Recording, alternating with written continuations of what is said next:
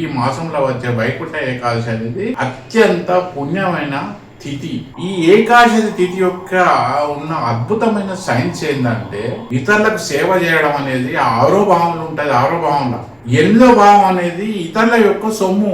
నీకు మనసులో ఆలోచనలో స్థిరత్వం ఉండాలంటే ఏకాదశి తిథి రోజు పగలంతా ఉపవాసం ఉంటే నీ ఆలోచనలో ఒక స్థిరత్వం వస్తుంది. అంటే ఏకాదశి తిథి అనేది 2 రకాలుగా చెప్తుంది. ఒకటి, నువ్వు శారీరకంగా ఆరోగ్యం ఉంటావు. రెండోది, మానసిక స్థిరత్వం వస్తుంది.